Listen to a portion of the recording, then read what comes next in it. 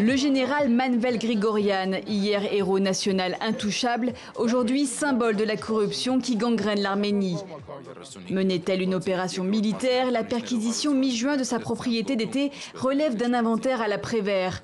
200 000 $ en liquide, plusieurs dizaines de titres de propriété, un arsenal suffisant pour former une armée privée, des voitures de luxe et de collection, des tout-terrains volés à l'armée. Mais ce qui a vraiment choqué, c'est la découverte de plusieurs tonnes de vivres collectés par les écoliers pour les soldats partis au front en 2016 pendant la guerre contre l'Azerbaïdjan. Les rations servaient à nourrir les tigres et les ours du zoo privé du général.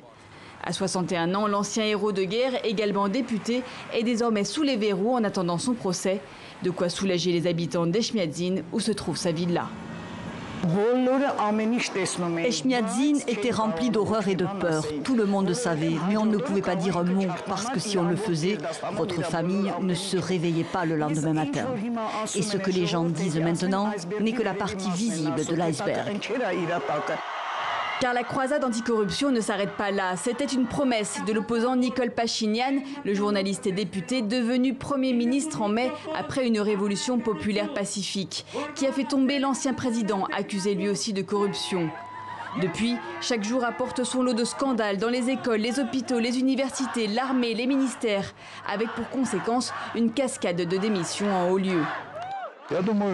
Je pense qu'il y aura davantage d'affaires très médiatisées comme celle de Manuel Grigorian, mais il est maintenant très difficile de dire dans quelle mesure cela continuera.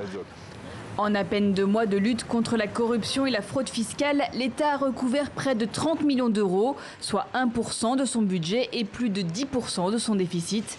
Un premier succès qui vaut au nouveau Premier ministre d'être menacé d'assassinat.